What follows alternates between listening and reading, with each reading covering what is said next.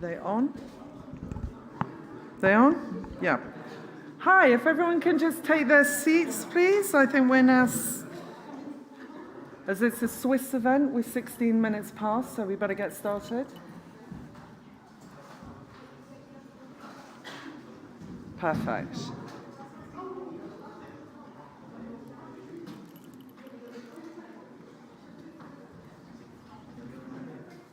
Okay. Welcome, everyone. I'm going to tell you a little bit about the organisation of the event and why this is happening and what the purpose is. But the real stars are going to be between two panels. We're going to have one panel who will give some presentations, and then we will have a switch around, and we will have the respondents move on to the panel halfway through. So this side event is jointly hosted by the Government of Switzerland and the KliK Foundation of Switzerland. My name is Fenella Aouane of the Global Green Growth Institute, and I'll be the moderator today.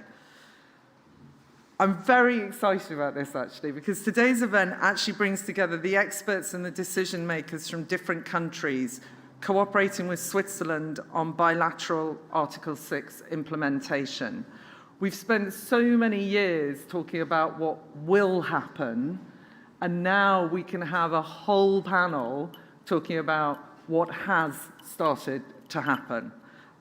So I don't know about all the disagreements and the loggerheads and everything else in the negotiations, but I can tell you Article 6 is now being implemented. All of these countries are already engaged in Article 6 cooperation and are pioneering carbon markets under the Paris Agreement. Several of the countries have already established their national Article 6 frameworks, helping them to successfully engage in bilateral cooperation. Obviously, what we must do, as I've recently been sent actually on a project management course, is results-based project management means we must keep reflecting on how far we've come. We must take lessons learned. We must adapt if we need to and make changes. So there are important learnings to be taken from this very session being generated on the journey and challenges that have been overcome.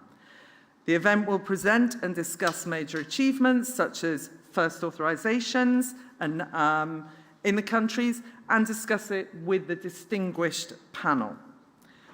As I say, we're going to have a panel giving presentations of the work that is ongoing, and then we will switch around and have some discussants giving reflections and their own experiences.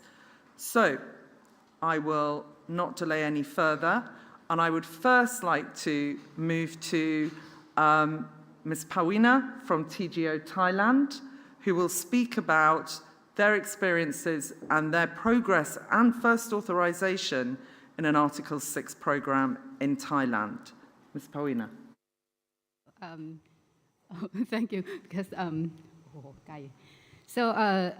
the first thing, luckily I'm the first one. So what I will be talking about is about the success of Article 6 implementation, that the most important thing is the authorization. That for the authorization, because Thailand already authorized the EV bus program project. So I would like to describe you that about the steps that we do for the authorization, and also the criteria that which kind of projects that we can authorize, and also the authorization statement that we give to the project. So the first thing is that the authorization, the first thing that we need to do is that we need to, the activity need to be approved by the cabinet. And then the project participant shall submit an authorization request to the Department of Climate Change and Environment, that is our national focal point on climate change. And then the Thai government will consider provide authorization to the project. This is the first step for the authorization. We authorize the project. And secondly, the project participants implement the project, and then they submit us the request for registration, and also the relevant documents like the validated project design document, and also at the time we use the ESMF that follow the World Bank guidelines. And then my organization, Thailand Greenhouse Gas Management Organization, registered the project. And then the project participants submit the verified monitoring report to the National Focal Point on Climate Change. And then the department examine the verified monitoring report that they need to consider that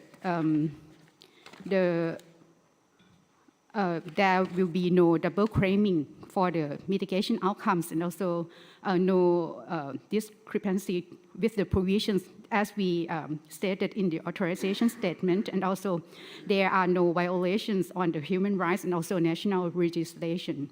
So after that, the National Focal Point confirms positive examination of the activity and its outcomes, and then we go to the credit issuance and also the first transfer. What we do is that the project participants now can submit the request for credit issuance, and we approve the credit issuance and also transfer the credit, issue the credits in the records the credits to the project participants account, and then the project participant request authorized transfer.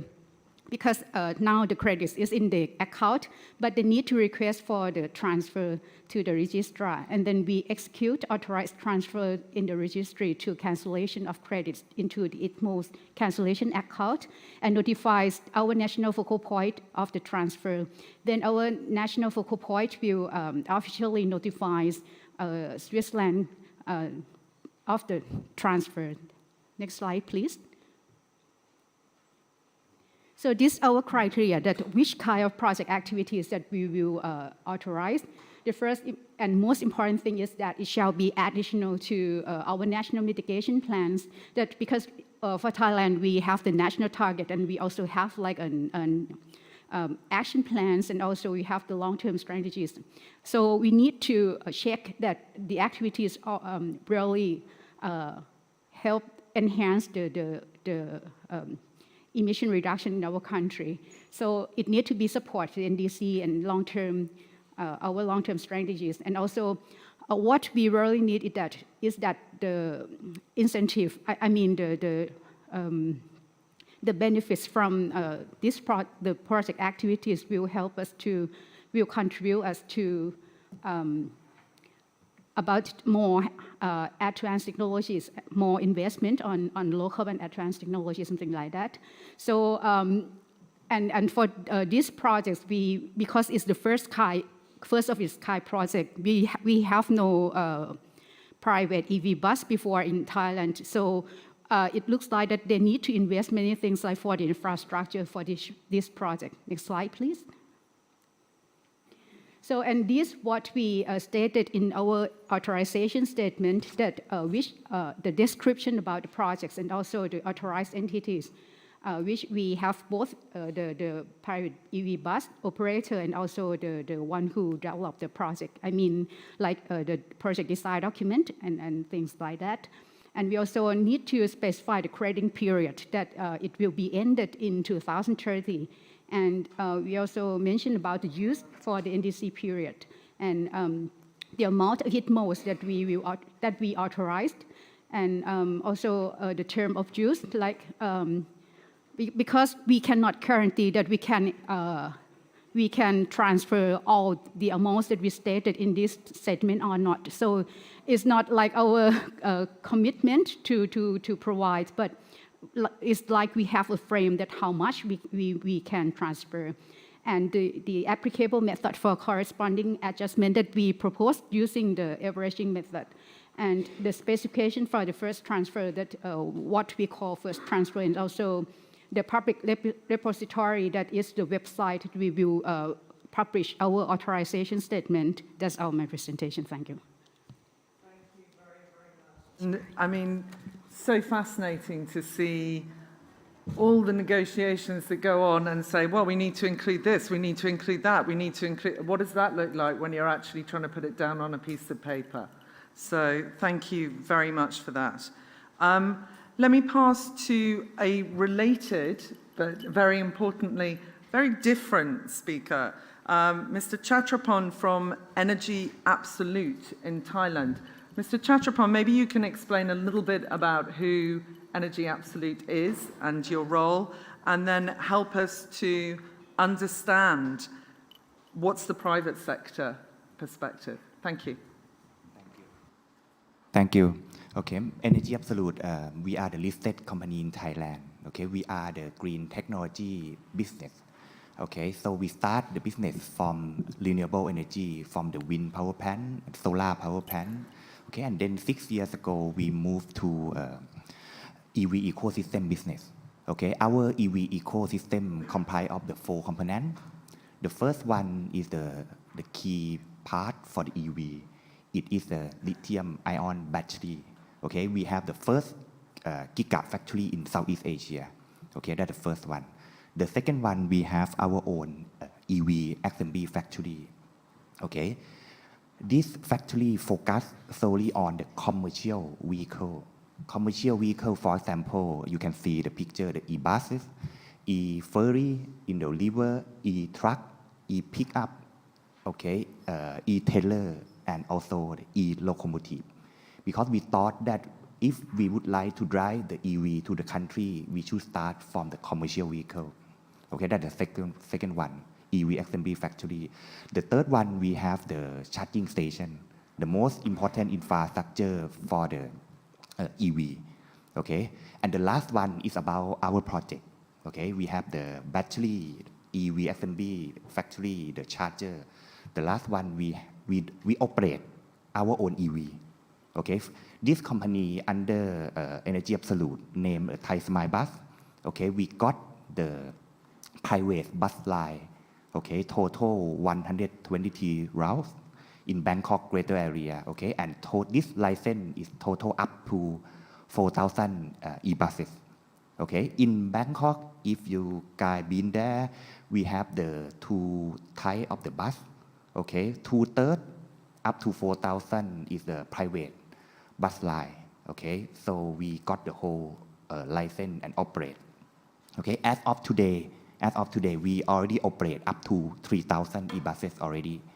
Okay, and another side is a government e-bus. It's up to roughly around 2,000. Okay, so this one, when we start thinking to develop the Bangkok e-bus and change to be the EV, one of the obstacles is about the initial investment when you need to compare between the diesel bus or NGV bus with the EV bus. So basically, the investment cost per bus for the e-bus is a little bit higher. Okay, that's why we try to get the financial support. Okay, and lucky that we found the KliK Foundation. Okay, we found the Swiss government. Okay, thank God. So we talked to them and we applied the project. Okay, so we got the credit. Okay, so our Bangkok e-bus project, we operate and then we deliver the credit and then we sell, we transfer, and then we get the money to help funding the gap of the initial investment cost. Okay, and as I mentioned, so far we are operating 3,000 e-buses. Okay, we keep ramping up from earlier this year, maybe a couple hundred until 3,000 this year, and hopefully next year we can go up to 4,000, the dark blue bus that you see from the picture. Okay, and based on the latest progress, okay, because last year we operate maybe a couple hundred with a short period of time, maybe 2-3 months. Okay, so that's why the progress as of today. So we work with the KliK Foundation, with the Swiss government, also together with the TGO to certify the credit, I mean the carbon credit or ITMO, okay, of the last year operation. Okay, and as she mentioned that we almost done the all approval process. Okay, and I think within this month, I mean within this year, we are going to transfer the credit. So this one is maybe the first ever ITMO transfer for NDC use under the Article 6 of the Paris Agreement. I think we are the first in the world. Okay, even the, thank you. Okay, so even the number of credit is not that much last year, but this year we think we can fully operate up to 3,000 and next year 4,000. So we strongly believe that the agreement with the KliK Foundation and the Swiss government, we can achieve before 2030. Okay, so, but this what I would like to communicate to you guys that Thailand, okay, and the EA group, we would like to support the country, okay, to support the world goal about the carbon neutrality and the net zero.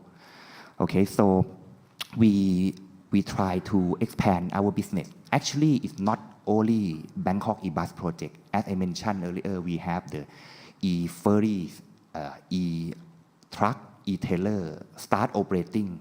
Okay, and we think we can deliver our EV product next year more. Okay, and also we also have the e-locomotive.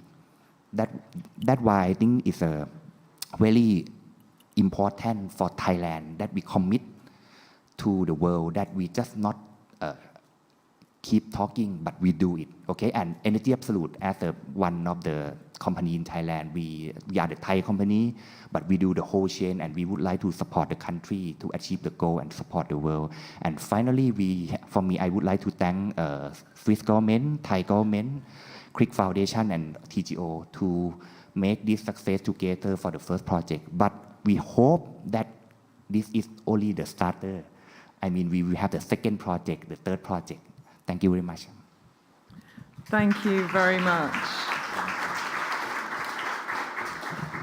I think that shows we don't celebrate the trade itself, we celebrate the flow of finance to ensure that Thailand can reach new technology and do further activities for green growth and exceed their NDC and reach more ambition.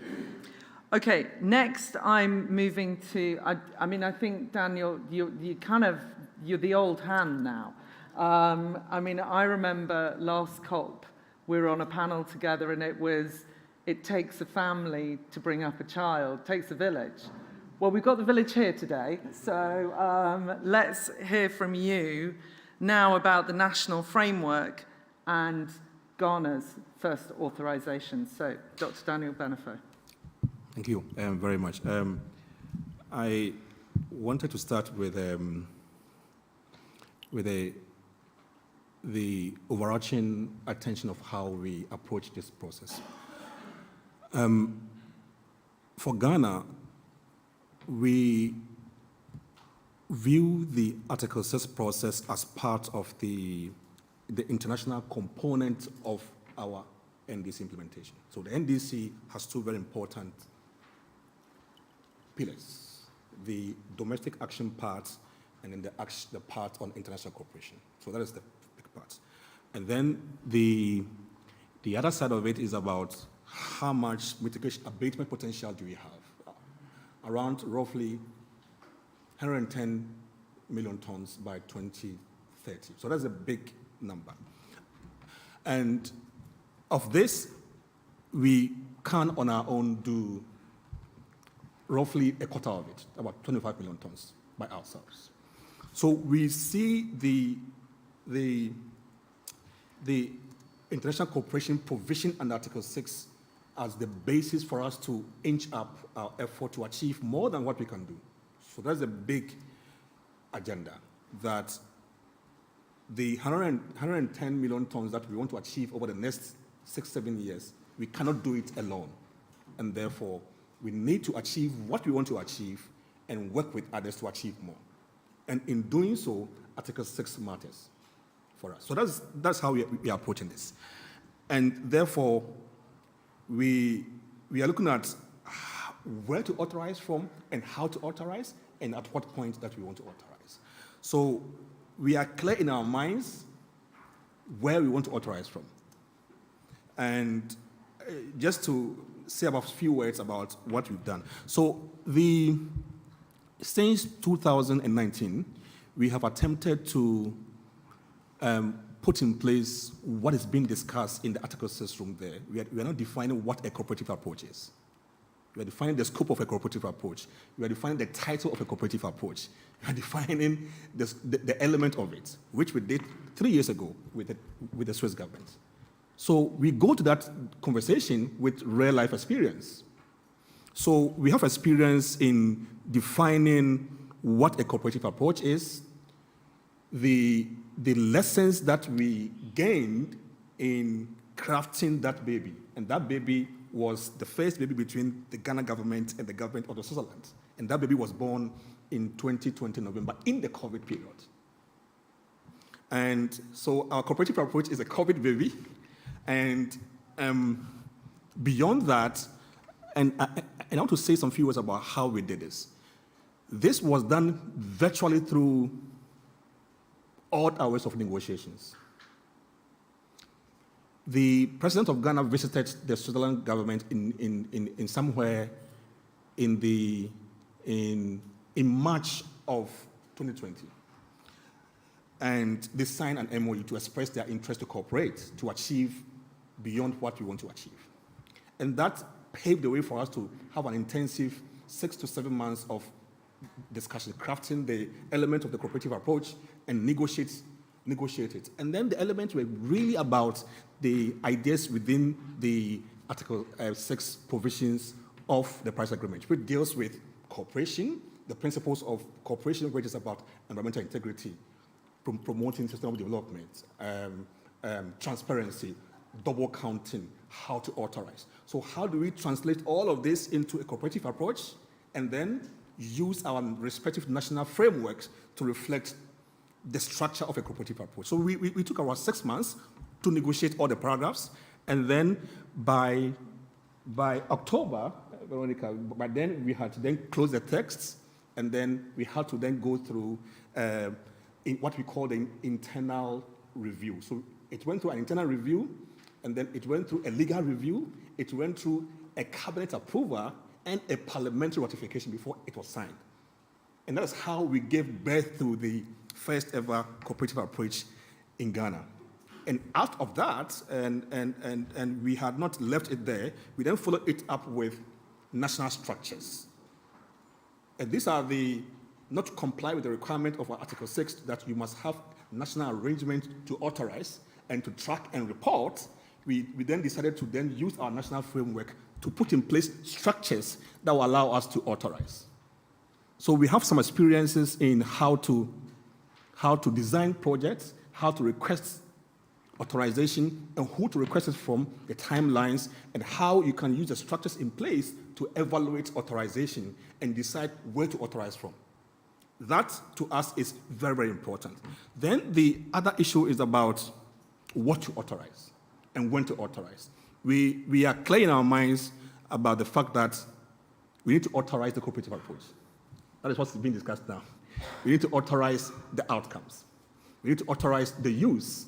And very recently, we need to authorize the entities. So the national frameworks allows us to have a mental picture, not only to meet the requirement in the Article 6 provisions, but also on the ground, how do we make it work?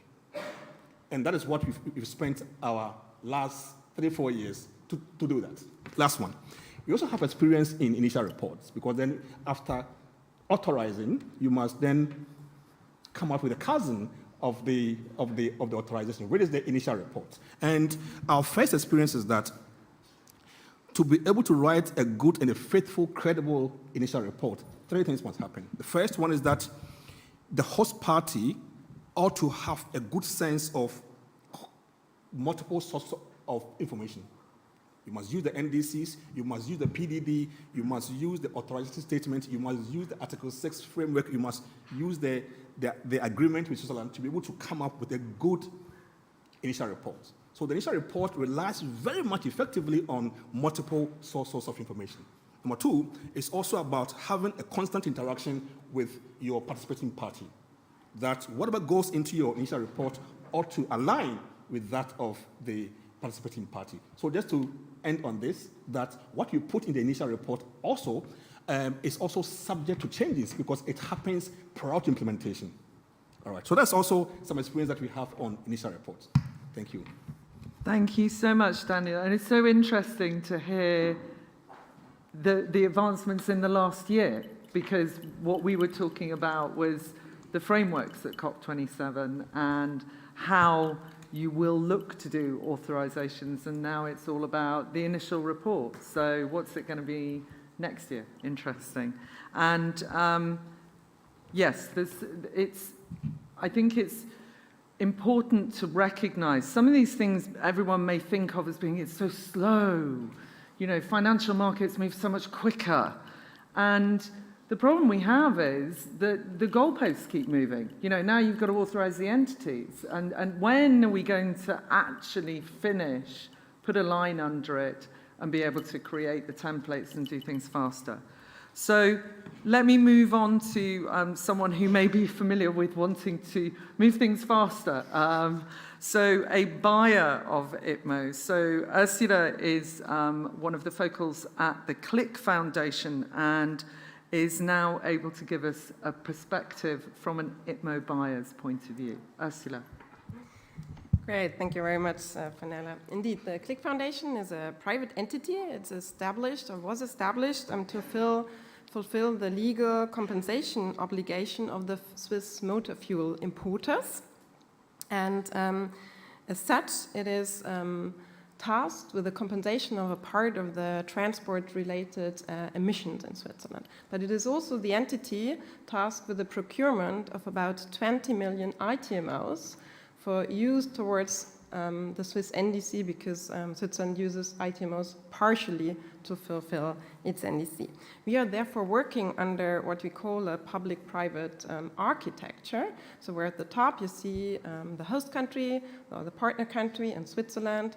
They sign that bilateral cooperation agreement that was mentioned that sets the rules and the standards for the transfer of the ITMOs.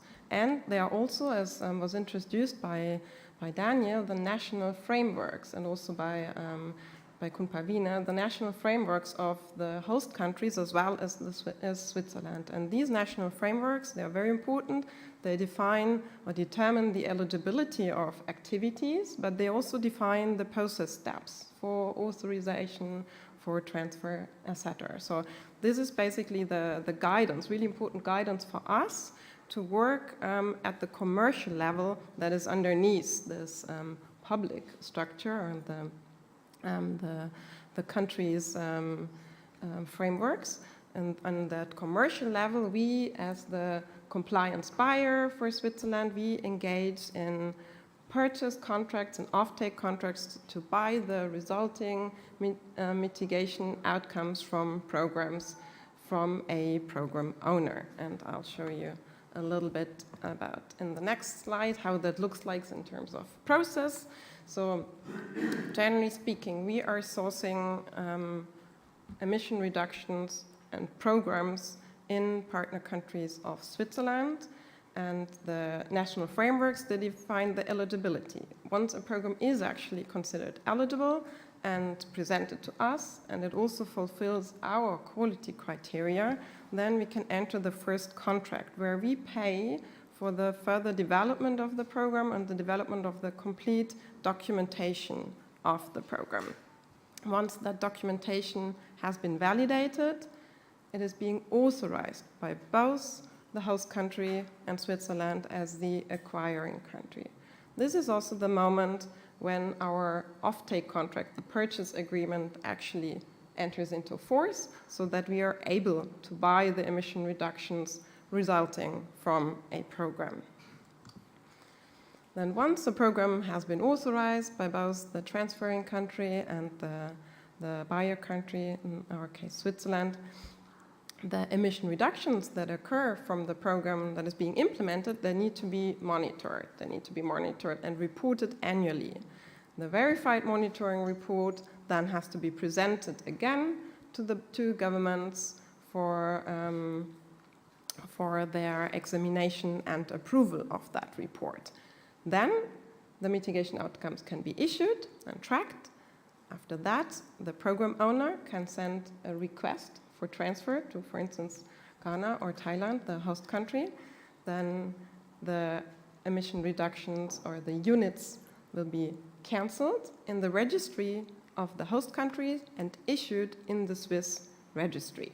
So this is the process, and once all these steps have been completed, then we are actually able to buy the ITMOs from the program owner. And this happens every year. Then just to close with some words on programs that either we are already doing or that we are very interested in. And this is based on eligibility criteria defined both in the Swiss national framework and in the national frameworks of the host countries. So you see some typical programs such as renewable energy, energy efficiency, waste, transport, also clean cooking, green cooling, etc. As such, we are open to technology, so we are not constrained to any particular technology. We just have some areas that we cannot do, but we are open for new ideas.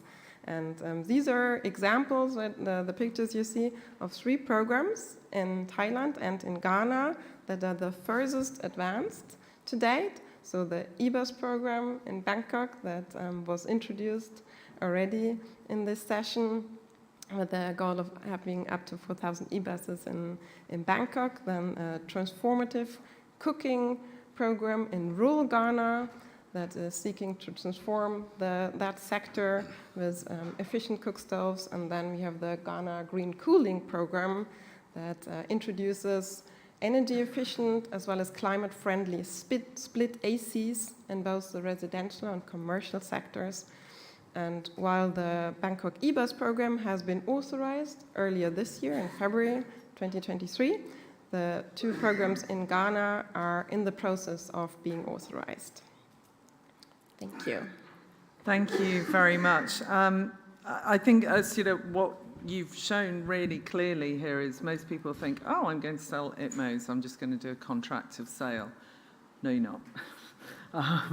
You're going to get someone that's completely nothing to do with your project, and you're going to have to ask them to make sure that they have a bilateral agreement with a government the other side of the world. And then, as they're the parties to the Paris Agreement, then you can look at your contracts of sale underneath. So there is an awful lot of work to ensure strong, robust governance and transparency in this process.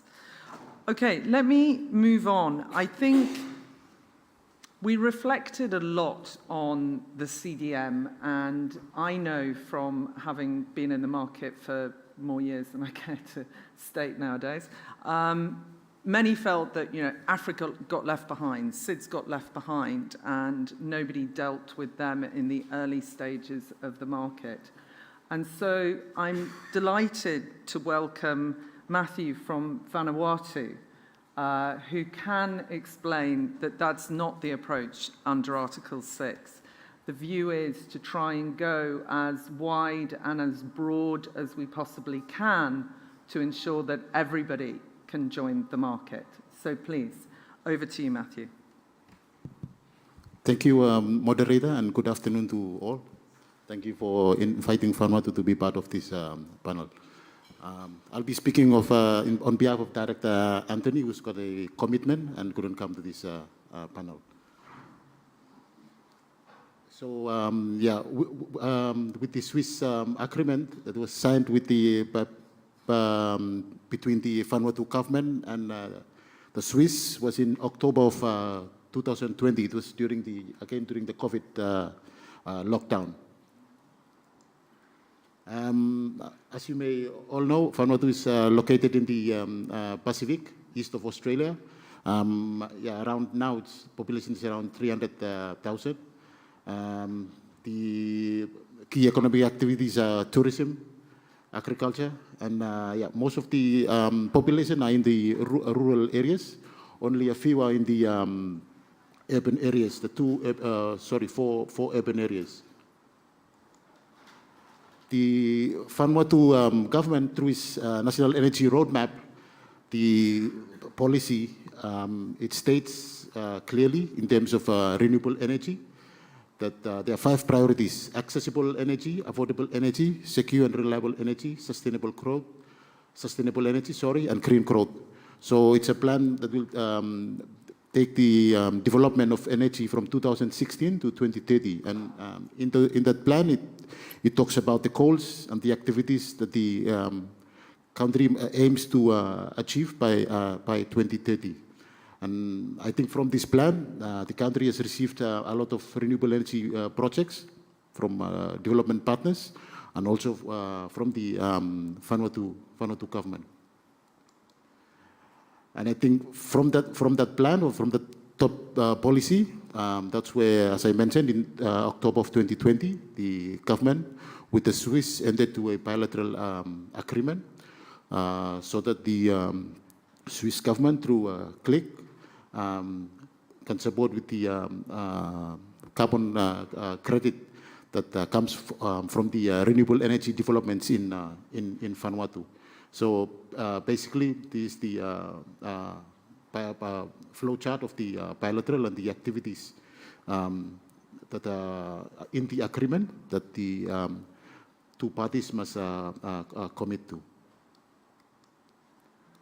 So from 2020 to now, I think there's one mitigation activity that is currently undertaken. It's through the National Green Energy Fund.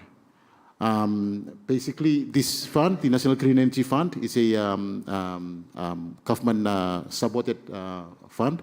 It's around the government has injected $5 million USD for a period of 5 years to implement energy projects to assist the government to achieve the goals in its national energy roadmap mentioned. So it's purely government funding. Otherwise, there's support from development partners that comes in the funding in terms of subsidy. So I think the government with the Swiss have agreed to do verification on the projects that has been implemented by the National Green Energy Fund across Vanuatu to see take advantage of the carbon credits that are a result of this project. So to date, I think installations for this project across the country, about 50 installations already that has been implemented by the NGF. So that's the NGF project is the current project that's currently in verification with the Swiss government. We've got other upcoming projects that we still need to venture into. There's the coconut biofuel and the biogas projects. As you all know, in the energy sector, the fuel as a Pacific island, the generation of electricity is mainly due to import of fuel. And so there's been experience where we've used coconut oil before in 2016 to use it as a fuel for generators to generate electricity. So I think the issue back then was the supply demand, but now it's the government has taken up again as a priority. So it's another activity that we, through the bilateral, we would also want to venture into for the carbon credit. And lastly, the second last slide is on the challenges.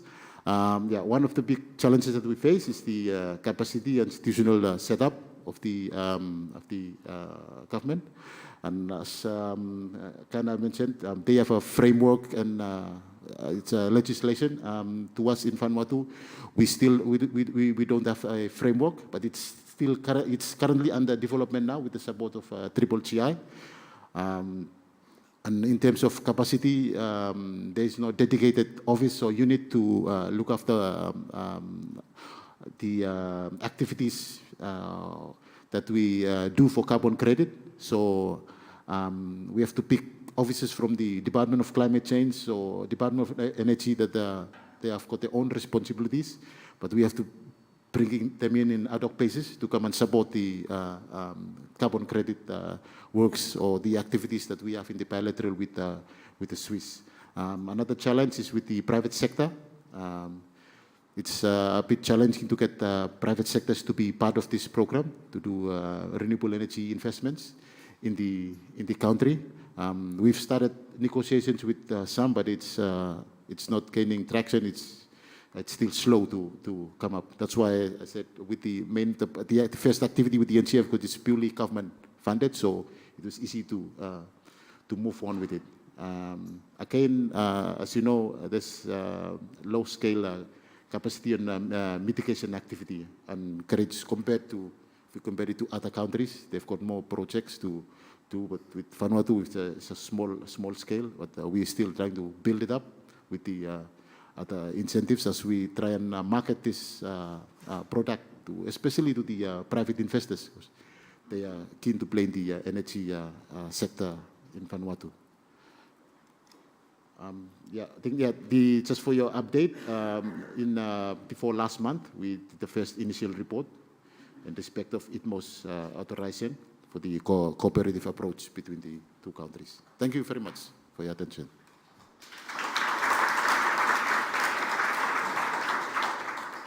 Matthew, thank you so much for that. And yes, Vanuatu has been a long-time member of GGGI, and I'm delighted to see that my job before moving into carbon was to look at the national financing vehicle. So the fact that the Green Energy Fund is really playing a role in this is excellent. And yeah, we look forward to further supporting you.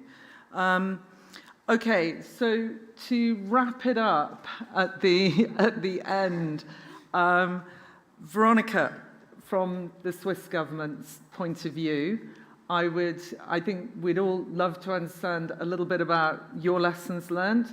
And maybe you can give a comparison about how many people are there in the Swiss government working on this compared with what Matthew has maybe just spoken about as well. Thank you. Well, thank you very much. And let me start off with a strong thank you to all our partners for this joint journey of learning, which truly is. I think it's been illustrated that the cooperations we're engaged in, they build on strong partnerships that have been built over time of jointly learning and jointly driving high integrity carbon markets. And that is very much appreciated from our side. Where we are at today, and we're very glad for that. We actually have first experiences on how to do Article 6. We have the first authorizations, how to do this jointly with another government, how to do that domestically, even though we have various national frameworks. We, of course, have the first authorizations achieved with Ghana, with Thailand, and with Vanuatu here on the panel that shared their experiences in this. We are about to have the first experiences with the actual transfer of ITMOs for the first time, finalizing the cycle of an Article 6 cooperation, and we're very much appreciative of that as well. And we very much are also starting to learn, last but not least at all, how to best place Article 6 in the context of NDCs. I think this is something that's very new for all of us, and we very much hope that these early activities will gain us experience so we can maximize the climate benefit, clearly going beyond NDCs, what would have been achieved otherwise in the countries, and also bringing the biggest benefit to the host countries, to the local population, and how to unlock private and innovative finance in all this, as we have just heard of the last speaker as well. We are very grateful for these experiences and joint lessons learned for ourselves, but also, of course, to bring this back to this level, to the multilateral regime, to help that grow and have a mechanism in place as fast as possible, also involving all countries. So just maybe to share also some of our experiences of the national framework that we have. Maybe the very first reflection there, that when we entered the first cooperation agreements with Peru and Ghana, we did not have yet in place a finalized national framework in Switzerland. And I think we benefited from this a lot, because for creating that national framework, we actually had partners and had lessons learned how to do this best, to match with partner countries and integrate the needs of all stakeholders involved. So I think that was actually to our benefit. By now, we have a fully fledged framework now in Switzerland that does remain dynamic, however.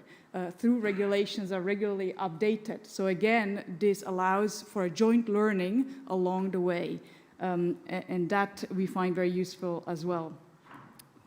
We have now a list of criteria from the Swiss side, what activities we are engaged in. It's very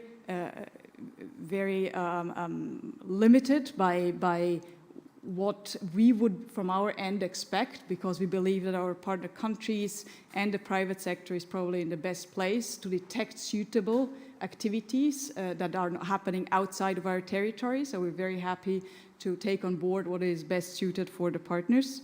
The national framework also, very importantly, defines the interministerial process and the roles between different government entities, how to take an authorization decision, how to further refine such criteria. And last but not least, clearly defines the roles between the government and the private sector. In Switzerland, we have a scheme where actually we're unlocking and mobilizing private sector finance for the Article 6, and that is very clearly spelled out in the national framework, which seems to be an important puzzle piece. So very happy to have this joint learning. Moving forward, it has shown that moving early we gain important lessons learned that benefit ourselves, but hopefully everyone in the end as well. Thank you.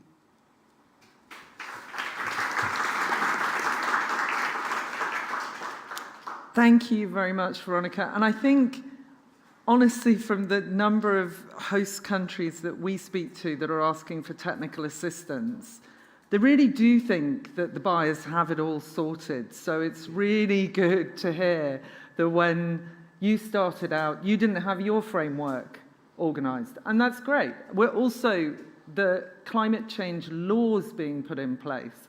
I'm glad to see that you're aligned with our thinking, which is keep your law very, very short and put everything in regulations that can change and be dynamic underneath as the negotiations and the world continue to change. Right, I still have 1,000,001 questions, but I think we need to hear from the respondents. So I'm going to ask you to very quickly switch panels. And if the current panelists would please take seats on the front row, because there will be lots of questions coming up. No, what?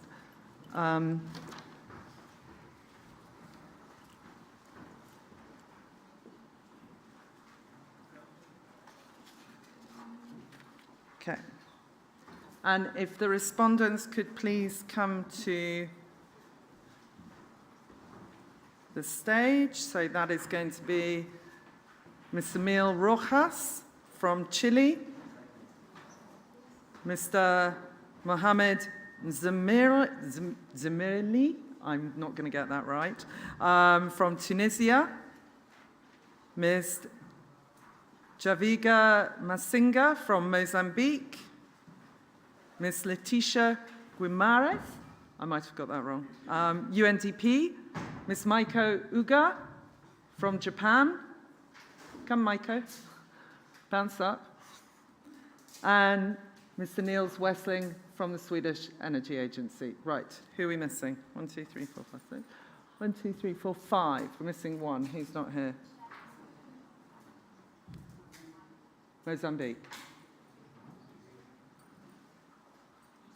Tunisia is missing. Right, okay, fine. Shall we proceed, Ursula? Yep, right, okay. My job's been made very, very nice and easy on this round because it's the same question to each of you. But I'd like you to reflect, thinking of your own current experience and how you are working in countries and what you are rolling out. So, first of all, if I may ask Ms. Rojas from Chile, what are your immediate first thoughts and reflections having heard about what is being presented from the first panel? Well, first of all, we would like to share our appreciation since yesterday we signed the very first implementation agreement on Article 6 of the Paris Agreement with Switzerland. So we're really happy to start with this whole implementation phase. As Chile, we really value the experiences that were shared in the previous panel, because for us it's really like learning by doing. As Chile, we have two major challenges, since our NDC is really ambitious, so we're limited to comply internally with all the commitments we're making in Article 6.2, and also our commitments in the NDC are carbon emission budgets and unconditional. Therefore, for Chile, the use of Article 6 is complementary to our domestic efforts to comply with the NDC. So coming back to the experiences that were shared, our process of elaborating our legal framework is really interesting to see the experiences of the other countries, so we can understand the possible edges and all the challenges of implementing Article 6. Thank you very much. I mean, Chile's been such an active player in the conversations of how to create markets and what markets and jurisdictional approaches or project approaches. I've had the pleasure of joining many calls with Juan Pedro. So thank you, and hopefully we'll have time for some more questions for you. So if we can move on to Ms. Javiga from Mozambique, and to receive your reflections, please. Thank you very much. I found this previous panel very interesting, and it goes with what we are thinking in Mozambique. We create our task force exactly to prepare ourselves to carbon market. We were approached by the Swiss government and KliK, and we are learning with them how to do. And what I found is that it's really very important to have always private sector on board with us, and to learn with other countries, especially we are very interested in having experience from Ghana. We already contacted them through our national focal point of UNFCCC, and also we share contacts here on COP. And from Ghana experience, I think that what is really important that to have this vision, this clarity, what we want as a nation, and how we will put this in specific manner in looking at our legal framework. And from KliK and Swiss, we can see that it is very important to define as a country what areas of interest are more important for us, and how important is to learn from experiences of others, but also from ours. Mozambique is one of the first countries who implemented RED Plus project with success, but now we are seeing that it's not that much successful as it should be. So we are still learning and hope that we will be each year better prepared for those carbon market, which is quite challenging for us. Thank you. Yes, and thank you very much. I think challenging, I think we all agree, is certainly a word when starting out in this market. Let me move forward to Leticia. Welcome, and as you are now looking after the carbon market activity for UNDP, I'd love to hear your thoughts, and I'm sure the rest of the room would like to hear the ideas of UNDP activities going forward as well. But your reflections on the panel first. Thank you so much, and thank you for the invitation from the Swiss government and the KliK Foundation. So my name is Leticia Guimarães. I am the global lead for carbon markets at the United Nations Development Program. UNDP has the largest program to support NDCs. We support more than 150 countries in raising ambition and delivering their NDCs. And recently, we went through a restructuring of our program, and a climate hub was created with the idea of scaling up the support to developing countries in this area. As part of this restructuring, we created a dedicated program for carbon markets. So learning a lot from the experience we had with the Swiss government, the Swedish government, in partnership with Ghana and Vanuatu, we see that there is a lot of demand from other countries as well who want to learn from these countries and want to follow the leadership of these countries in implementing Article 6.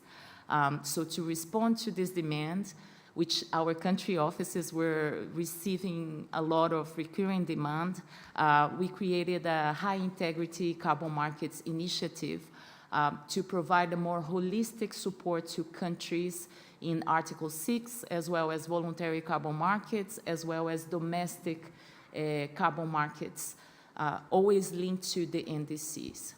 And it was a pleasure to hear from the previous panel because some of the key lessons and elements that were presented are very much aligned with this initiative that even though it's a new initiative, it incorporates all the other programs and projects that we had in carbon markets already, just bringing it together to make it stronger and ensure the consistency throughout the portfolio.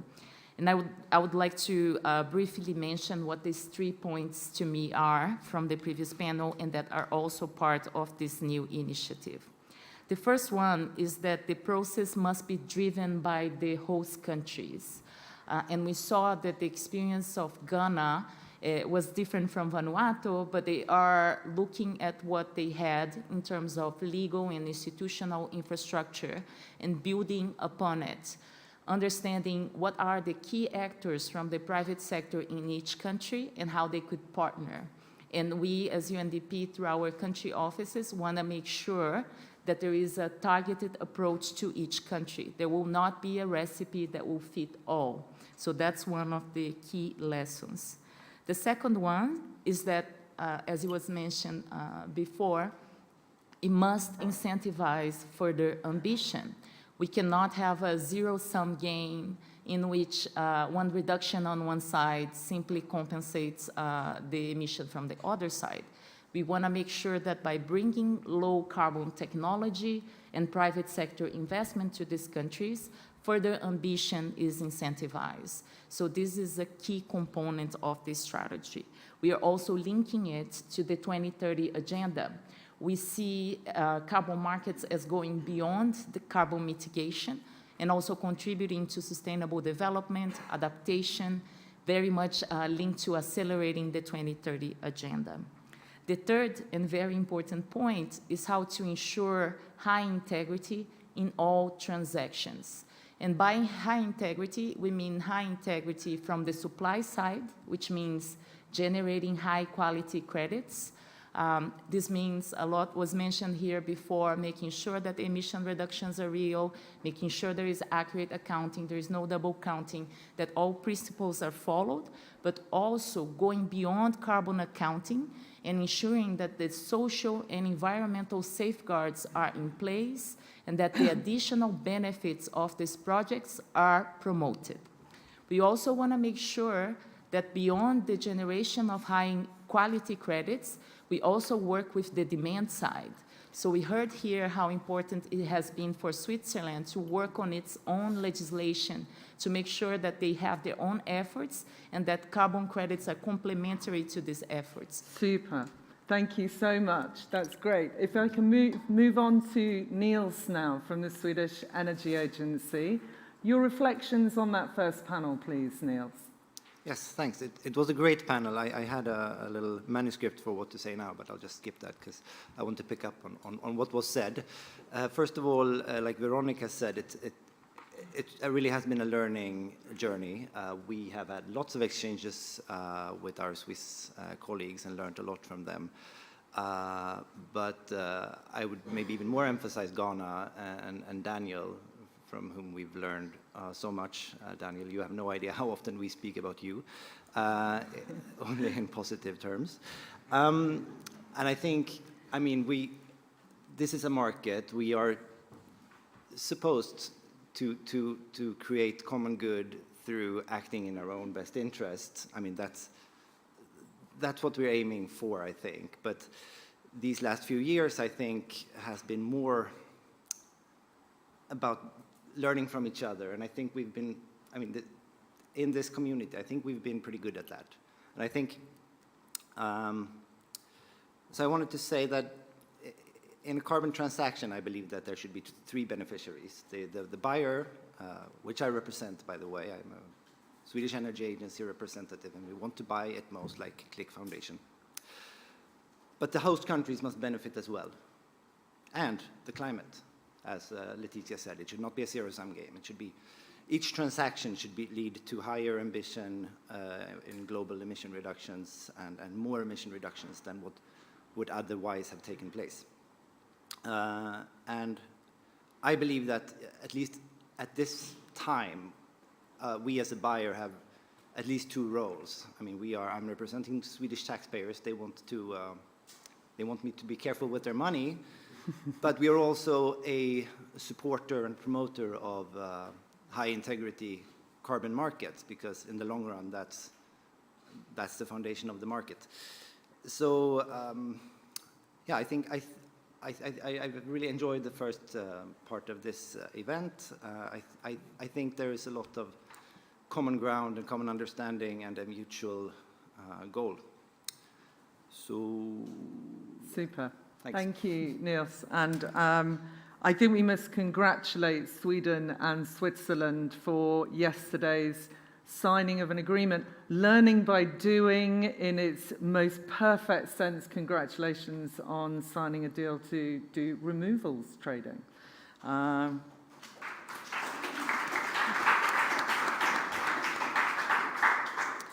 And if I can move to the last panelist here, and a good friend, Maiko, from the government of Japan, from the Ministry of Environment. Maiko, your reflections on the first panel.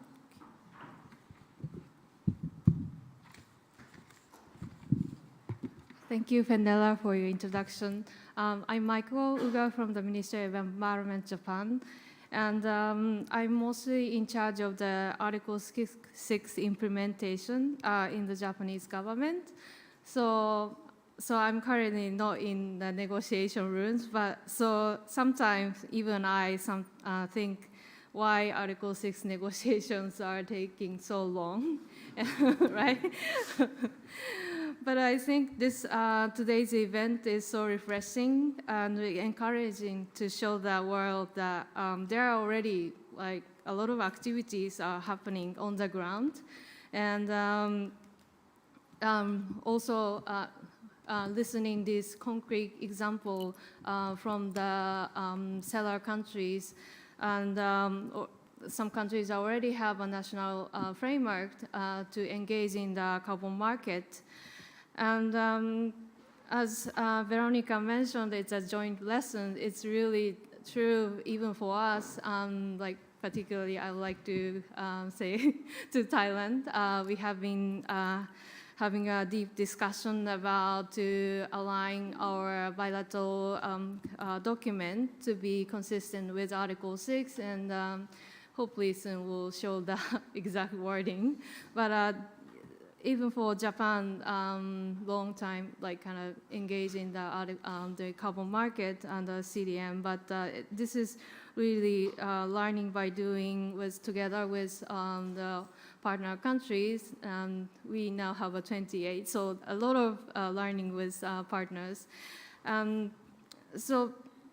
I think the government side, we are also a little bit slow sometimes, and because to create a national framework, it's a lot of work to do, and we have to involve those legal experts and also the carbon market experts sit together and writing those frameworks and so on. And but I think this national framework and also the detailed regulation will create a safe environment for the private sector to involve in the carbon market, and hopefully a lot of countries can set those framework and invite more investment in those countries. And here we have forerunners, Thailand, Ghana, and Vanuatu, but there are so many countries that want to involve in this market and attract the private finance to achieve their NDCs. And I think important thing is that the capacity building is so much needed to create a greater carbon market. And Japan, we started the Article 6 implementation partnership, and now together with countries and private sector, we are more than like 100-member group, and hopefully learning by doing is also happening under the partnership and quickly move into the bigger implementation stage. Thank you. Thank you very much, Maiko, that's great. And hopefully we can get a roving mic now, because I am going to go back again. Don't worry, you're going to hear more from both sets of panelists. I have 1,000,001 questions, but I'm not allowed to hog it all, so I'll keep it, I shall keep it brief, and I shall ask everyone to just answer quite briefly so we still have plenty of time to take questions from the audience. But if we can start all the way back at the beginning again with TGO Thailand, and if we can ask, I want to try and bring out the differences. You know, we've heard of the similarities between all of the countries, that they're all pioneers, but I want to kind of dig into a few of the differences. So perhaps one of the things that TGO and Thailand has really made some strides in is that you already have a registry for voluntary carbon markets, and you have an exchange. And I now know that you're kind of bringing in and looking, because it's supported under one of the GGGI programs, but bringing in the Article 6 credits in there. Is there anything that you can talk about the challenges of that? Because a lot of countries are just beginning to look at the registry bit. So anything you can briefly help us to understand there and share with the room? If you mean that what we need to do in case to cope with the Article 6 requirements on the...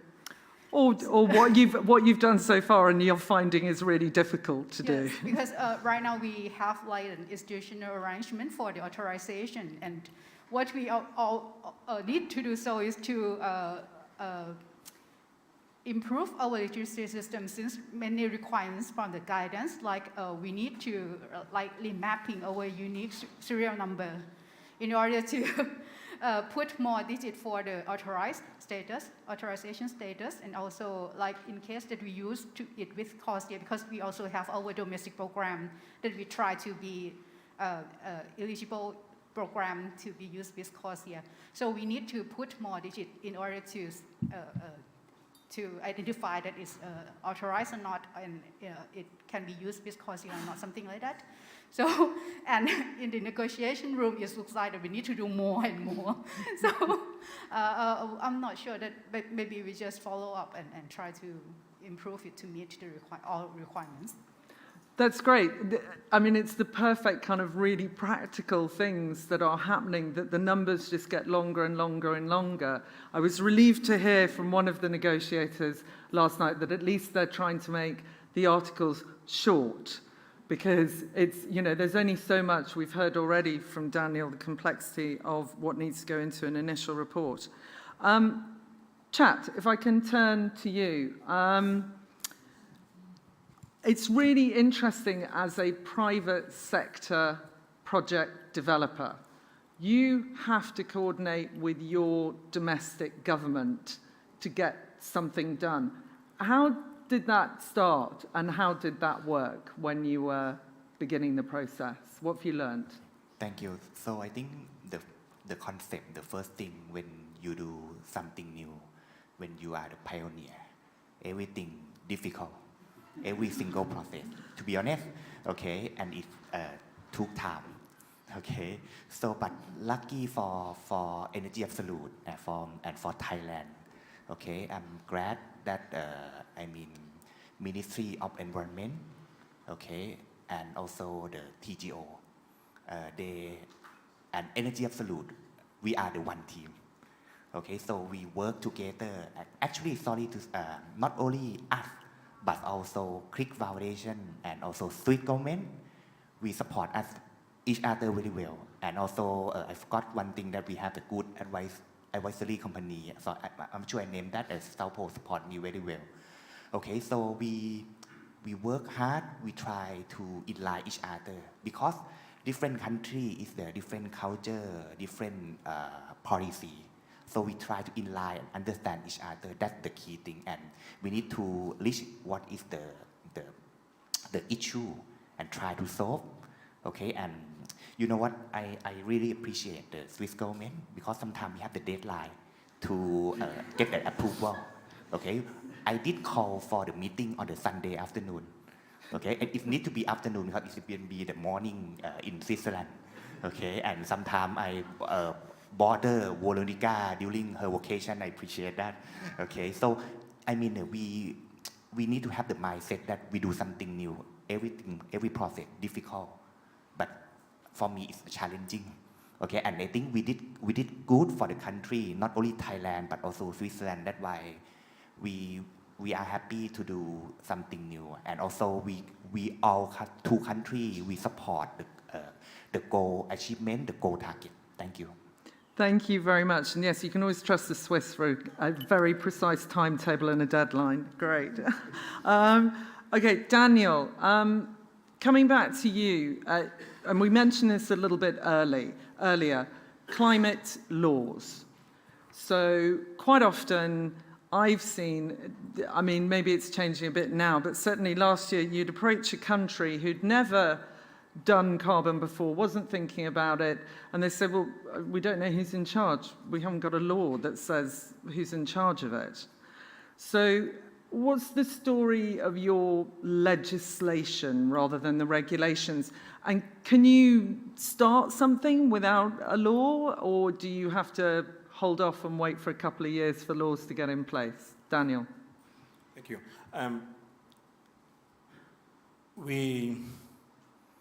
Okay, so before that, I think it's important to state this from the very outset, that we also need to be mindful about one very critical point about expectations. I have had to deal with this boom-bust expectations of what the market can offer, and it is at the very center of expectations of private sector, the investors, the politicians, and the technicians, and also your partners elsewhere. And this then would inform whether or not you need to have a framework and then ultimately having a law. So this is how we address that. We needed to rethink and reset the mindset of a lot of politicians, just post-COVID era. And eventually, we had a chance to be given the directive to rather receive a cabinet approval of the framework, and then on that basis, we can start this process and ultimately convert it into a law. So we had three options of approaching this: whether we set up a new CO2 Act, which would take ages to get it done, or we revise an existing act of an institution to incorporate the CO2 aspect of which we did, and which is what we are doing right now. And the third option is to come up with a national climate change law that has a carbon market component, as we are seeing in Uganda, in Kenya, and recently in Namibia. So we decided to choose the one in the middle, that we could pick an existing law that allows us to quickly reflect, minimally, our intention to cooperate, and then later on come up with an ally. So that is where we are right now. That law is with Parliament now, and we expect that hopefully by first quarter of next year, that law will come out. Perfect, thank you, Daniel. But let's just take a little bit of a lesson around the room here. The law's not in yet, but they've still already done authorizations and moved forward. So that is, there is a lot you can do whilst your law is progressing. Okay, Ursula, briefly onto you, because I do want to leave some time for questions from the audience. How does it work between KliK and the government? It would be great to understand what's the division of work. Over to you. Great. No, thank you so much, Fenella. So we work under the framework of the governments of both the host country and Switzerland as a buyer country, and under that bilateral agreement. So basically, this is setting the rules, the standards.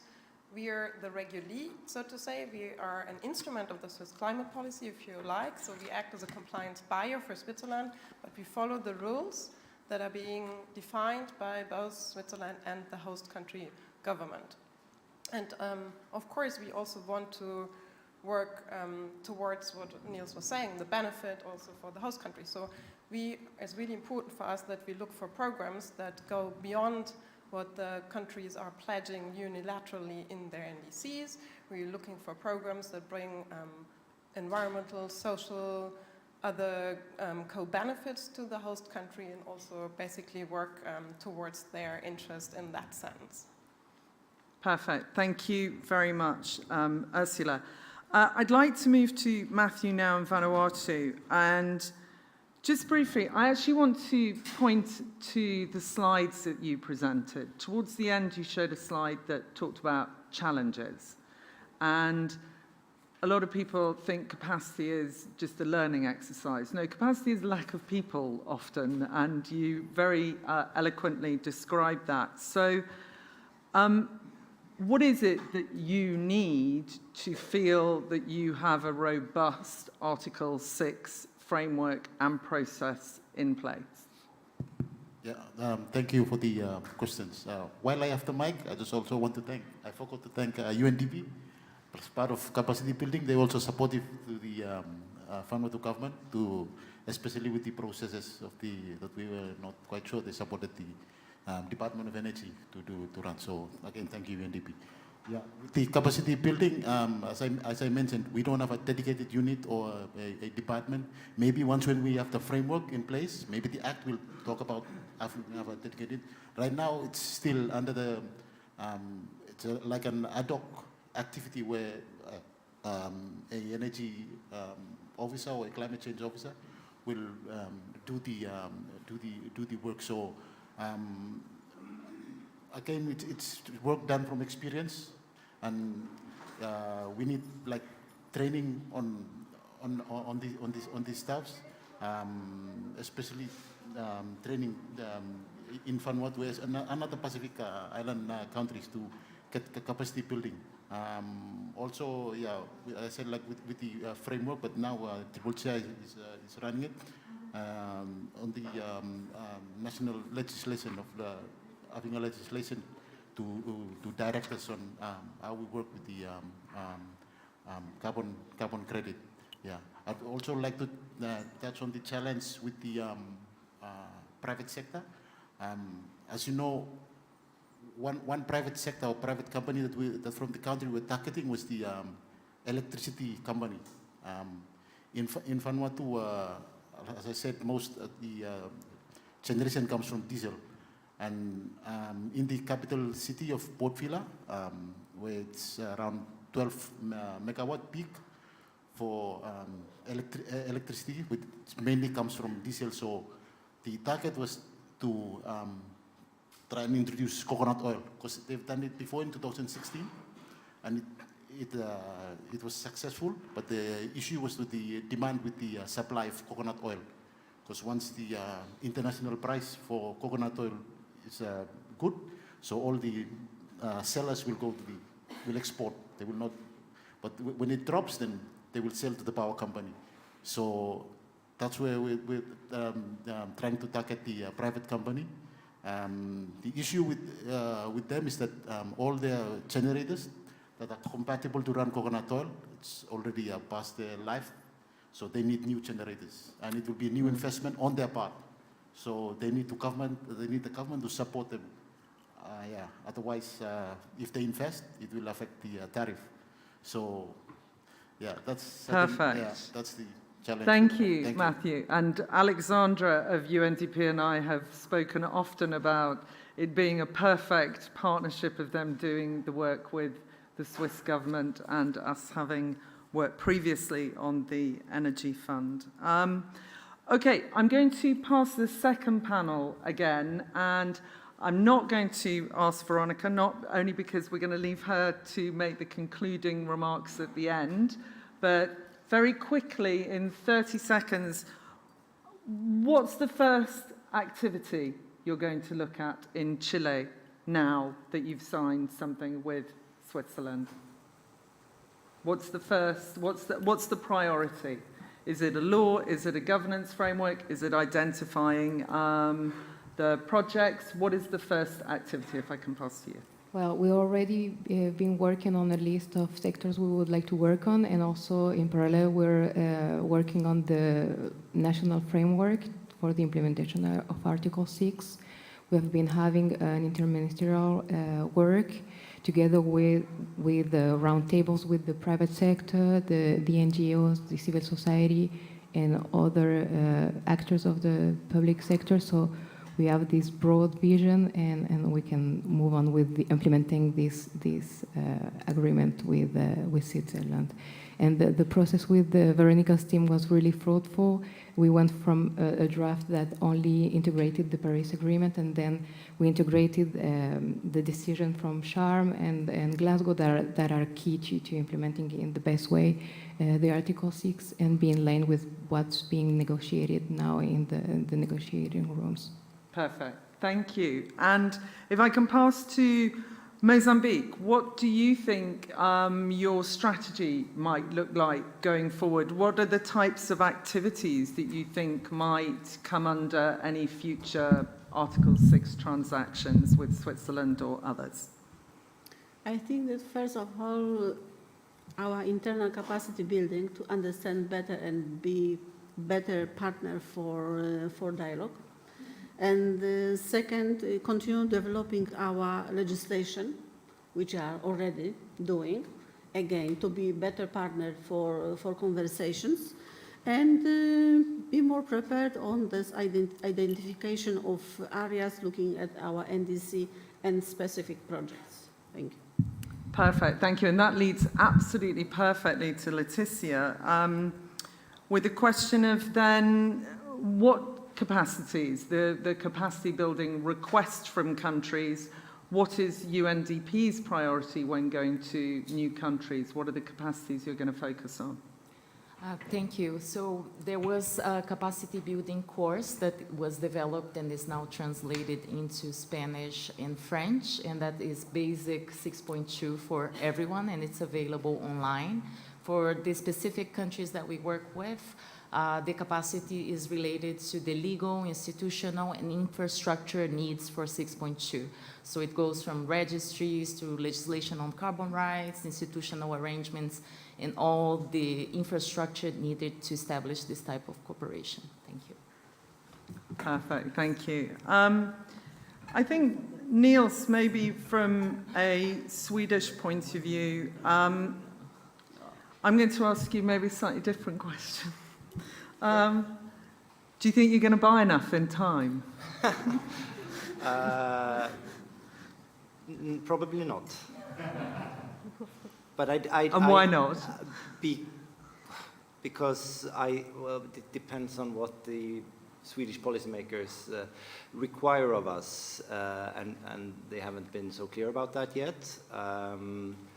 But I think it's important not to, I mean, we need to be fast in abating emissions, but I don't think we should rush carbon transactions for the reasons I mentioned earlier, that they should be beneficial for all actors, including the climate. And so let's be quick, but not, but still be cautious. Yes, I think, yeah, better be careful than just race to it. Okay, Maiko, again, a slightly different question from you. Japan takes, and Korea looks as if it's following a slightly different approach of climate collaboration, of looking at cooperation between countries and an allocation of credits under a joint crediting mechanism rather than a trading of credits. What activities do you think that is best suited for as it allows an upfront investment?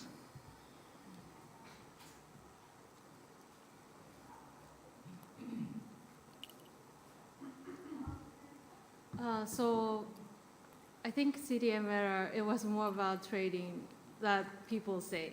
I wasn't directly involved in there, so but when we started the JCM, or this bilateral cooperation with other countries, our focus was to actually encouraging investment and supporting projects.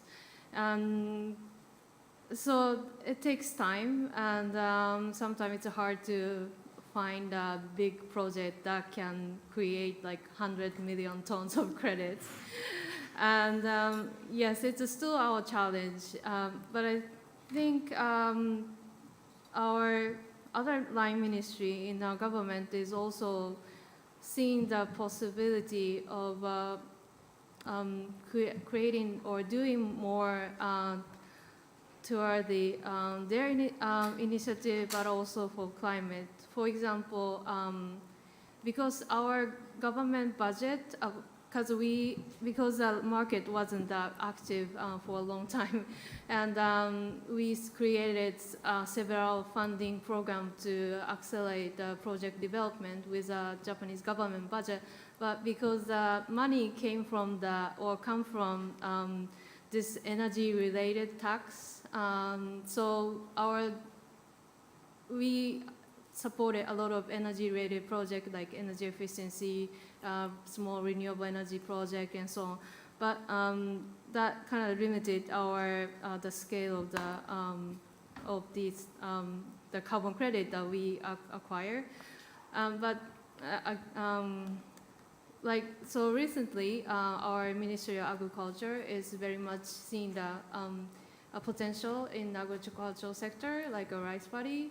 And I think a lot of countries know how to do like Article 6 and through the JCM, and now they're seeing the potential in agricultural sector.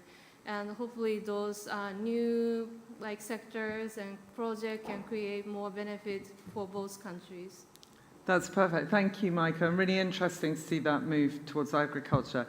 With the last few moments, and I know I've been very mean to the room and you've not been allowed to ask questions, but the reason for that is that you get to have drinks and cake afterwards. So there is refreshments and drinks, so you can ask all of the panelists all of the questions you wish to afterwards. But for now, I will pass to Veronika for closing comments from the Swiss government. Well, thank you very much, first of all, also to you, Fenella, for an excellent moderation, as always. Much appreciated, everyone on the panels. Maybe just a last observation. It's become very clear, I guess, from today's event that the new era of carbon markets per Paris Agreement has actually started already. And we also see that there is now some strong roles for governments to play, probably, while at the same time we see that we need to urgently unlock private investments and activities. So some see that as a challenge. I myself, I'm quite encouraged that this goes well together, that governments can play a role of guiding carbon finance into sectors, activities that are best suited to benefit the climate and the local communities. But also, of course, speaking as a government, we are trying to be very aware to leave enough space for the private sector to come in directly and have a room to find innovation and suitable activities as well. So this is, I would more say, not so much of a challenge, but one that can be overcome and actually has got potential in it. And to our partners, thanks again. Apologies for sometimes being Swiss square-headed. At least there's chocolate comes with us. So in that sense, enjoy the drinks and cakes, I hear. Perfect. Thank you very much. Okay, I will hereby formally close the session and say, hold on a second for cake and drinks. You follow Vicky here, who's got the backpack on, wave your hand. And just before that, I'm going to ask all the panelists from the first session to please return to the stage, and all the panelists from the second session to stay on the stage for a brief photograph, please.